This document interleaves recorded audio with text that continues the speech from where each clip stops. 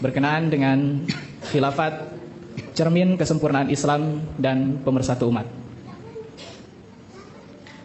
Hadirin sidang jalsa yang saya muliakan, kalau kita perhatikan di dalam Al-Quran, Allah Ta'ala mengatakan bahwa tujuan dari penciptaan manusia itu adalah untuk menyembah, beribadah kepada Allah Ta'ala. Ini yang harus kita pahami, bahwa semua dari kita adalah makhluk ciptaan Allah Ta'ala, dan kita semua adalah diciptakan dengan tujuan yang bukan untuk yang lain, tetapi hanya untuk menyembah, beribadah kepada Allah Ta'ala. Apa buktinya? Buktinya Allah Ta'ala berfirman di dalam surah Az-Zariyat ayat 57, "Wa ma khalaqtul jinna wal insa illa liya'budun." Jadi Allah Ta'ala berfirman bahwa tidaklah kami ciptakan jin dan manusia, artinya kita semua, melainkan tujuannya adalah untuk menyembah, beribadah kepada Allah Ta'ala. Ini adalah, kalau kita perhatikan, visi dari Allah Ta'ala adalah menjadikan kita semua ini, tujuannya adalah satu, yaitu menyembah, beribadah kepada Allah Ta'ala. Ini visinya. Bagaimana misinya? Kita tahu bahwa dalam keorganisasian pasti ada visi misi, kan?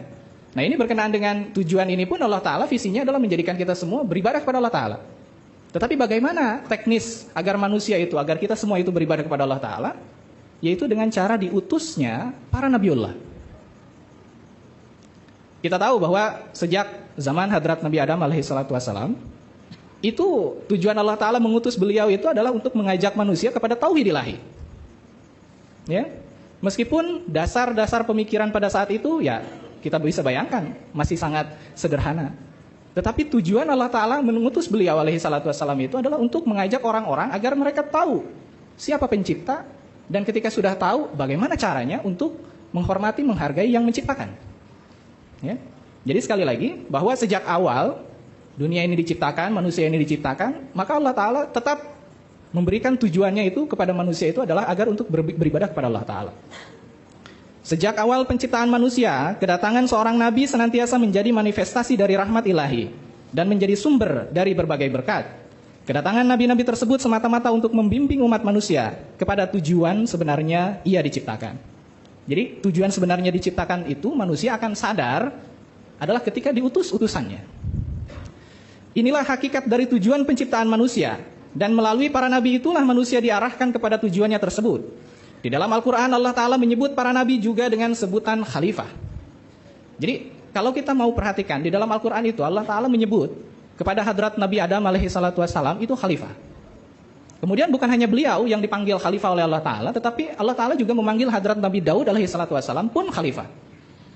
Allah Ta'ala berfirman bahwa hal ini terbukti bahwa ketika Allah Ta'ala menciptakan Hadrat Nabi Adam alaihissalam, Allah Ta'ala memberitahukan kepada para malaikat bahwa dia akan mengangkat seorang khalifah di muka bumi.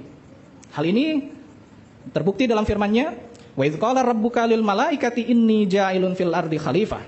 Dan ingatlah, ketika Tuhan engkau berkata kepada para malaikat, sesungguhnya aku, kata Allah Ta'ala, akan menempatkan seorang khalifah di muka bumi. Artinya ini adalah tertuju kepada Hadrat Nabi Adam alaihissalam. Dan oleh karena itu beliau disebut khalifah di sini. Allah Ta'ala juga berfirman berkenaan dengan Hadrat Nabi Daud alaihissalam, "Ya Daud, inna ja'alnaka khalifatan fil ardi." Wahai Daud, sesungguhnya kami menjadikan engkau sebagai seorang khalifah di muka bumi. Jadi, kapan saja Allah Ta'ala mengutus seorang nabi, maka nabi yang diutus itu menjadi khalifah Allah. Akan tetapi karena semua nabi itu adalah manusia, dan mereka memiliki keterbatasan fisik sebagaimana yang dimiliki oleh umumnya manusia, maka jangka waktu hidup para nabi itu pun terbatas, dan mereka harus meninggalkan dunia ini setelah melewati suatu masa tertentu. Jadi kalau kita perhatikan bahwa ini adalah hal yang memang begitu selalunya terjadi. Ya? Jadi Allah Ta'ala ingin mengajak manusia itu kepada tujuan sebenarnya diciptakan, maka diutuslah khalifahnya. Yang dalam hal ini adalah para nabi. Hadrat Rasulullah SAW dalam satu tempat beliau bersabda bahwa tidak pernah ada nabi atau kenabian di masa lampau yang tidak diikuti oleh seorang khalifah. Ini adalah hadis yang menguatkan bahwa tujuan Allah Ta'ala adalah mengajak umat manusia kepada tauhid, yaitu dengan cara mengutus para nabi. Tetapi para nabi ini, dikarenakan beliau-beliau adalah sama seperti kita, manusia pada umumnya, artinya memiliki keterbatasan fisik, beliau pun akan mengalami kewafatan. Nah, oleh karena itu Allah Ta'ala melalui Hadrat Rasulullah, beliau mengatakan bahwa tidak ada para nabi sepeninggalnya itu yang tidak digantikan oleh khalifah. Pasti ada khalifah. Nah, ini dalam konteks yang lain nanti saya akan jelaskan. Di dalam Al-Quran, berkenaan dengan ini, Allah Ta'ala memberikan perumpamaan. Kita tahu bahwa para imam sholat, biasanya ada yang suka membaca surah An-Nur, yang berbunyi, Allahu nurus samawati wal ard, mathalu nurihi kamishkatin fiha misbah. Jadi Allah Ta'ala di sini berkata bahwa Allah adalah nur, langit dan bumi. Maka permisalan dari nurnya itu adalah seperti sebuah cahaya yang berada di dalam semprong. Kalau kita mau perhatikan bagaimana kondisi atau orang-orang zaman dahulu, biasanya mereka ada kita kenal itu semprong lampu kan. Nah, itu lampu itu biasanya dibungkus oleh kaca. Nah, ini Allah Ta'ala itu adalah taubahnya seperti lampu itu, seperti lampu, kemudian dibungkus oleh semprong kaca, dan tujuannya adalah untuk melindungi lampu itu dan menyebarluaskan lampu tersebut. Allah Ta'ala adalah nur, maka untuk menjaga nur Allah Ta'ala ini tetap hidup di dalam umat manusia, maka Allah Ta'ala mengutus para nabi untuk menjaga nurnya tersebut dan menyebarluaskan nur itu kepada seluruh manusia. Jadi ini adalah permisalan berkenaan dengan para nabi itu. Kenapa diutus? Ya seperti itu. Adalah untuk menyebarluaskan tauhid ilahi, cahaya Allah Ta'ala. Di dalam perumpamaan ini ada disebut mengenai cahaya, yaitu cahaya samawi dan petunjuk. Dan ada disebut juga mengenai semprong kaca. Sebuah semprong kaca melindungi dan menyebarkan cahaya. Dan yang dimaksud dengan semprong kaca adalah para nabi dan para khalifahnya, yang kemudian memasukkan cahaya itu ke dalam relung hati setiap orang yang beriman, yang juga kemudian memperoleh cahaya dari cahaya Allah Ta'ala ini. Jadi artinya dengan adanya semprong kaca ini, artinya cahaya yang ada di dalam itu disebarluaskan, dan tujuannya adalah untuk menanamkan cahaya Allah Ta'ala di dalam hati setiap orang. Jadi sejak dahulu Allah Subhanahu Wa Ta'ala selalu membangkitkan para nabi untuk mengadakan revolusi akhlak dan rohani di dunia ini. Dan sesudah para nabi itu tiada pun, sistem kerjanya kemudian dilanjutkan oleh para khalifahnya. Terkait kata khalifah, di sini akan muncul dua hal. Yang pertama adalah khalifah yang tertuju kepada para nabi, dan yang kedua adalah khalifah dalam konteks pengganti para nabi itu sendiri. Kita tahu bahwa di ayat yang tadi saya pertama sampaikan, khalifah itu tertuju kepada para nabi, yaitu Hadrat Nabi Adam alaihissalam dan Hadrat Nabi Daud alaihissalam. Tetapi dikarenakan keterbatasan para nabi itu sendiri, maka Allah Ta'ala untuk tetap melanggengkan tujuannya itu, maka Allah Ta'ala menggantikan para nabi dengan para khalifah para nabi itu sendiri. Khalifah dalam bahasa Arab secara harfiah berarti pengganti, yang meneruskan atau wakil. Di dalam Al-Quran, jika seseorang disebut sebagai khalifatullah, itu artinya bahwa ia adalah pengganti atau wakil Allah Ta'ala, yakni wakil Allah secara rohani, karena dia menyampaikan kepada manusia pesan-pesan darinya. Sebagai contoh, yaitu tadi Hadrat Nabi Adam alaihissalam dan Hadrat Nabi Daud alaihissalam ditetapkan sebagai khalifatullah. Jadi ada satu hadis yang saya baca bahwa ketika Hadrat Abu Bakar radhiyallahu ta'ala anhu bersama dengan para sahabat pada saat itu memanggil Hadrat Abu Bakar, wahai khalifatullah. Tetapi apa respon dari Hadrat Abu Bakar? Beliau mengatakan bahwa jangan panggil saya khalifatullah, tetapi panggil saya khalifatur rasulillah. Artinya bahwa dalam konteks ini khalifatullah adalah tertuju kepada para nabi Allah, pengganti Allah Ta'ala di muka bumi. Kemudian adapun Hadrat Abu Bakar, Hadrat Umar, Hadrat Utsman, Hadrat Ali adalah pengganti dari Hadrat Rasulullah SAW. Jadi ada dua hal, khalifah dalam konteks para nabi, dan yang kedua adalah khalifah dalam konteks pengganti para nabi.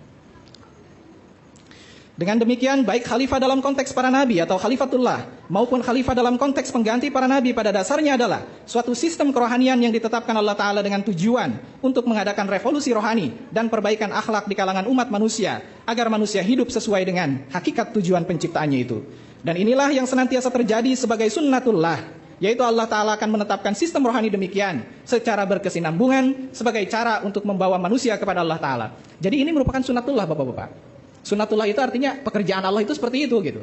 Agar manusia itu tetap teguh pada tujuan penciptaannya, maka Allah Ta'ala mengutus itu para nabi. Kemudian sepeninggal para nabi itu wafat, maka diutuslah atau terpilihlah itu khalifah-khalifah. Tujuannya adalah apa? Adalah untuk tadi, wa ma khalaqtul jinna wal insa illa liya'budun. Nah, berkenaan dengan sunnah Allah Ta'ala ini, di dalam Al-Quran dibuktikan bahwa sunnah Allah Ta'ala itu tidak akan pernah berubah. Allah Ta'ala berfirman, walan tajida li sunnatillahi tabdila. Jadi Allah Ta'ala mengatakan sunnah Allah Ta'ala, sekali-kali kalian tidak akan pernah mendapatkan bahwa sunnah Allah Ta'ala itu akan berubah. Kalau dahulu Allah Ta'ala maha mendengar doa, maka sampai kapanpun Allah Ta'ala akan mendengar doa. Kalau Allah Ta'ala menolong hambanya dari dulu, maka sampai kapanpun Allah Ta'ala pasti akan menolong hambanya. Nah, berkenaan dengan ini pun, Allah Ta'ala kalau dahulu mengutus utusannya, maka sampai kapanpun, kalau kondisi umat itu terjadi degradasi, artinya kemunduran, maka Allah Ta'ala akan mengutus utusannya. Inilah walan tajida li sunnatillahi tabdila. Dan kamu sekali-kali tidak akan pernah mendapatkan sunnah Allah Ta'ala itu berubah. Bapak-bapak dan ibu-ibu sidang jalsa yang saya muliakan, kalau kita perhatikan permisalan, saya sering memberikan permisalan bahwa air air yang kita rasakan di sini di daerah Jakarta itu awalnya adalah air bersih. Air yang ada di Kali Cideng, yang di di kali-kali yang di Jakarta ini awalnya bersih, Pak, dari pegunungan. Tetapi ketika sudah sampai di daerah perkotaan, jauh dari sumber aslinya, maka itu akan tercemar, sedikit demi sedikit kotor. Nah, begitupun dengan kondisi umat manusia. Ketika umat manusia diutus seorang nabi pada saat itu, maka akan bersih. Tetapi ketika utusannya itu wafat dan kondisi umat manusia jauh dari utusannya, maka taubahnya seperti air tadi. Akan terjadi pencemaran, tercemar akhlaknya, terjadi kemunduran dan lain sebagainya. Ini pun taubahnya seperti ladang. Kalau bapak-bapak punya ladang, bapak-bapak punya pohon, kalau diurus oleh seorang petani, maka ladang itu akan menghasilkan buah atau pohon yang baik. Tetapi ketika ladang itu dibiarkan tanpa ada pengurusnya, tanpa ada petaninya, maka ladang itu, pohon-pohonnya yang bagus itu akan lama-lama ditumbuhi oleh rumput-rumputan, ya. Bisa jadi pohonnya menjadi kering, layu, mati. Begitupun dengan kondisi umat manusia. Kalau tidak ada dokternya bagi umat manusia ini, kalau tidak ada penjaganya bagi umat manusia ini, maka rohani manusia itu akan mengalami kemunduran. Meskipun kita tahu bahwa Islam adalah agama yang sempurna, bahkan Islam ini memiliki kitab syariat yang sempurna, tetapi kalau tidak ada yang memberikan bimbingan yang itu adalah utusan dari Allah Ta'ala, maka kondisi umat manusia berada dalam kegamangan, kegalauan. Tatkala kepada umat manusia diutus seorang nabi, maka saat itulah manusia memperoleh bimbingan dan kebaikan. Namun setelah utusan Tuhan itu tiada, maka sedikit demi sedikit umat manusia mengalami kemunduran, sampai akhirnya Tuhan pun mengutus utusannya kembali. Hadrat Rasulullah Sallallahu Alaihi Wasallam diutus oleh Allah Ta'ala untuk memperbaiki kondisi umat manusia. Beliau adalah suri tauladan yang paripurna. Akan tetapi karena zaman terus berlalu dan para pengikut beliau Sallallahu Alaihi Wasallam secara perlahan telah menyimpang jauh dari petunjuk yang benar, maka kehadiran seorang pembimbing rohani dari langit menjadi sangatlah penting. Islam adalah agama Allah Ta'ala. Maka yang akan menjaga Islam adalah Allah Ta'ala sendiri. Bagaimana caranya? Sunnah Allah Ta'ala itu harus berlaku, mengutus utusannya. Jadi yang akan menjaga agama Allah Ta'ala itu adalah yang berasal dari Tuhan, yang berasal dari Allah Ta'ala. Nah, berkenaan dengan kemunduran umat Islam, Hadrat Rasulullah Sallallahu Alaihi Wasallam bersabda bahwa suatu saat nanti Al-Quran hanya tinggal tulisannya dan Islam hanya tinggal namanya saja, serta ruh dari ajaran Islam sejati itu pun akan lenyap. Maka dalam kondisi demikian, untuk memperbaiki umat manusia, Allah Ta'ala akan kembali melakukan sunnahnya, yaitu mengutus utusannya, seseorang sebagai utusan Allah Ta'ala.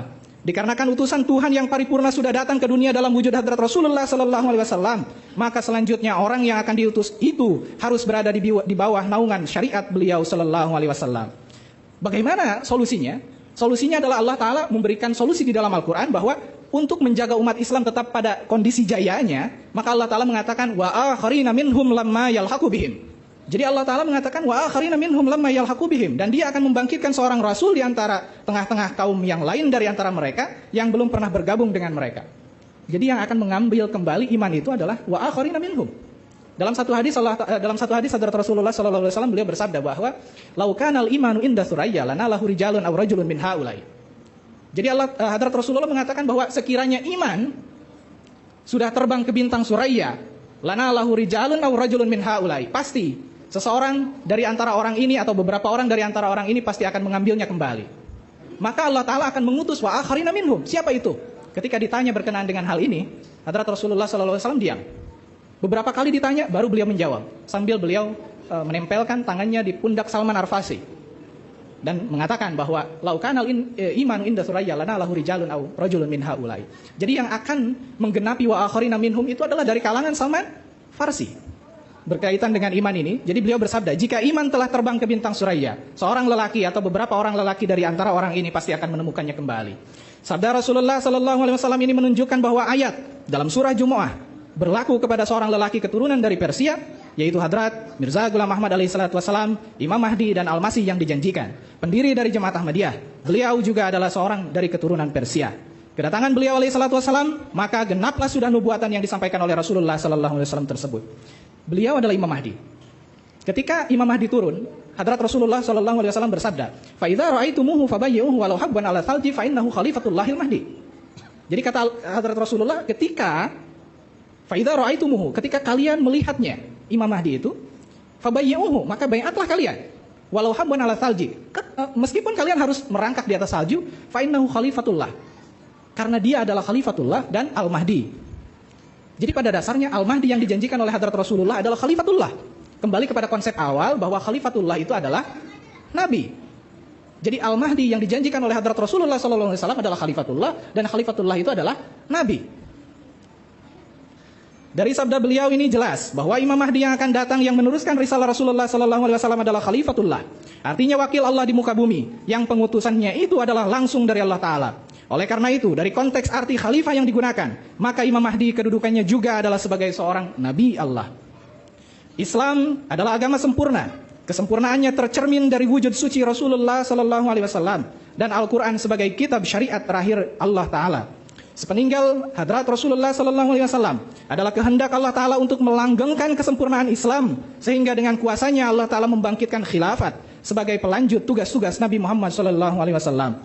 Namun setelah sepeninggal Khalifah Rasulullah SAW tersebut, kondisi umat Islam menjadi sedemikian rupa sebagaimana digambarkan dalam satu hadis. Jadi hadrat Rasulullah dalam satu hadis memberikan gambaran berkenaan dengan kondisi Islam. Islam itu, kata hadrat Rasulullah, akan ada kenabian di tengah-tengah kalian sampai masa waktu yang dikehendaki. Kemudian setelah kenabian akan ada khalifah sampai waktu yang dikehendaki oleh Allah Ta'ala. Sesudah itu akan ada kerajaan. Sesudah itu akan ada kerajaan juga. Kemudian sesudah itu akan ada khilafatan ala minhajin nubuwah. Jadi ini adalah fase-fase yang akan dilalui oleh umat Islam, oleh Islam. Sesudah sepeninggal hadrat Rasulullah akan ada khalifah. Sepeninggal khalifah hadrat Rasulullah itu akan ada kerajaan, dan sesudahnya akan ada khilafatan ala minhajin nubuwah. Khilafat yang berada di atas kenabian. Khilafat dalam sunnahnya itu adalah Nabi dulu baru khalifah. Ya. Sesudah hadrat Rasulullah baru itu timbul khalifah. Ya. Seperti itu sunnahnya. Meskipun suatu saat sesudah Rasulullah SAW dan para khalifah beliau, umat Islam akan mengalami kemunduran, namun demi melanggengkan kesempurnaan Islam, maka Allah Ta'ala kembali membangkitkan khilafat yang didahului oleh kedatangan seorang Nabi Allah, yang pada hakikatnya kedudukan kenabian tersebut diperoleh dari berkat mengikuti Rasulullah SAW. Jadi kedudukan kenabian tersebut bukan atas dasar tersendiri, tidak. Karena apa? Karena Rasulullah adalah paripurna, syariat Rasulullah yang dibawa oleh Rasulullah itu pun sempurna. Maka yang akan datang itu, utusannya itu adalah menginduk kepada hadrat Rasulullah dan kepada syariat Rasulullah. Adapun kedudukannya Nabi, maka itu adalah karunia dari Allah Ta'ala berkat dia mengikuti hadrat Rasulullah SAW. Khilafat adalah kewenangan Allah Ta'ala, sehingga dia sendirilah yang akan menegakkannya di muka bumi ini. Jadi khilafat itu kewenangan Allah Ta'ala, bukan kewenangan manusia, kehendak manusia ingin mendirikan dan lain sebagainya, tidak.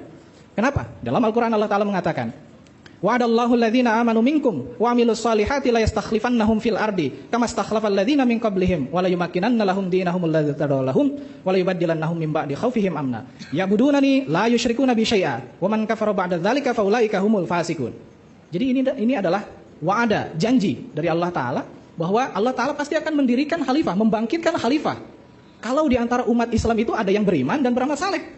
Saya pernah baca artikelnya bahwa ulama Islam ini yang dari Aceh ini, dari daerah Sumatera lah, mengatakan bahwa kenapa janji Allah ini tidak tergenapi, kenapa khilafat ini tidak muncul, karena di dalam umat Islam ini tidak ada orang yang beriman dan beramal saleh. Itu ada seorang mengatakan demikian. Saat ini kita hidup di zaman modern. Umat Islam umumnya tidak dapat terlepas dari pengaruh yang muncul dari dunia barat.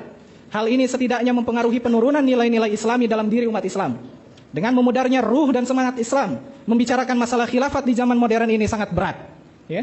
Kita tahu bahwa sekarang zamannya sedemikian rupa modern dan lain sebagainya, sehingga orang lebih cenderung kepada hal-hal duniawi dibandingkan dengan kepada hal-hal yang agama. Gitu. Jadi untuk membicarakan khalifah, kehilafatan, itu akan sangat jarang, ya? Dan lain sebagainya. Tetapi kalau kita mau perhatikan, pada saat-saat ini sudah mulai banyak mencuat isu atau apa istilahnya semacam keinginan untuk mendirikan lembaga khilafat. Tetapi sekali lagi, karena ini adalah janji dari Allah Ta'ala, dan Islam ini adalah agama paripurna yang Allah Ta'ala tetapkan di dunia ini, maka untuk menjaga agama Allah Ta'ala ini, agama Islam ini, Allah Ta'ala dengan sistemnya tersebut, dengan sistemnya yang Allah Ta'ala telah tetapkan, yaitu mengutus para nabi dan khalifahnya, itu yang akan menjadi pegangan bagi umat Islam untuk memenangkan Islam di muka bumi. Kita sebagai orang-orang jemaat Ahmadiyah, alhamdulillah, puji syukur kepada Allah Ta'ala, memperoleh karunia dari Allah Ta'ala, telah berbaiat kepada tangan Hadrat Imam Mahdi alaihissalam. Sebagaimana kita tahu bahwa beliau adalah Khalifatullah, dan Khalifatullah sebagaimana kita tahu juga bahwa itu adalah kedudukannya adalah seorang nabi, maka sesudah sepeninggal beliau, maka itu akan digantikan oleh khalifah. Khalifah ini pada sunnahnya tidak permisalannya seperti ini. Khalifah itu bukan wadahnya dulu baru muncul orangnya. Kenyataannya pada saat sekarang, wadahnya dulu dibentuk dan ingin dimunculkan orangnya. Tidak ada sunnahnya seperti itu. Sunnahnya adalah Allah Ta'ala mengutus dulu, baru akan muncul itu khilafat. Jadi sampai kapanpun orang dengan organisasinya ingin membentuk satu khilafat, itu tidak akan pernah terjadi. Karena apa? Tidak ada sunnahnya seperti itu. Hadirin sidang jalsa yang saya muliakan, dikarenakan Bapak pimpinan sidang sudah memberikan remindernya, jadi saya singkatkan saja bahwa alhamdulillah khilafat Ahmadiyah sudah berdiri lebih dari 100 tahun, dan kita juga sudah tersebar di lebih dari 207 negara. Dan setiap tahun kita memperoleh karunia dari Allah Ta'ala, lebih dari 500.000 orang masuk ke dalam Jemaat Ahmadiyah. Kalau Jemaat Ahmadiyah ini melalui khilafatnya adalah sesuatu yang salah, yang bukan dari Allah Ta'ala, maka sudah dari sejak lama khilafat ini akan hancur. Karena ini adalah bantuan dari Allah Ta'ala. Kita tahu sunnahnya kan, para nabi itu awalnya ditentang, kemudian sesudah para nabi itu wafat, khilafat menggantikannya, itu pun ditentang. Tetapi bagaimana? Tetap unggul. Mudah-mudahan Allah Ta'ala senantiasa memberikan taufik dan karunia-Nya kepada kita semua, karena dengan melalui khilafat itu adalah sebagai sarana untuk mempersatukan umat. Karena Hadrat Khalifah ketiga pernah ditanya oleh seorang wartawan, "Wahai Khalifah," katanya, "bagaimana engkau akan mempersatukan umat Islam melalui Jemaat Ahmadiyah?" Kata Hadrat Khalifah ketiga, beliau mengatakan, "We will try to win the heart." Kita akan berusaha untuk memenangkan hati. Itu sunnahnya. Rasulullah memenangkan Islam itu dengan, tadi kita dengar bagaimana suri tauladan Hadrat Rasulullah. Bukan hanya melalui dalil, tetapi dengan suri tauladan. Sehingga orang tertarik hatinya. Itu adalah sunnah Allah. Allah mempersatukan umat manusia dengan hati. Dengan ketertarikan. Jadi Hadrat Khalifah ketiga mengatakan, "We will try to win the heart." Oleh karena itu beliau memberikan moto, "Love for all, hatred for none." Cinta untuk semua, tidak ada kebencian bagi siapapun.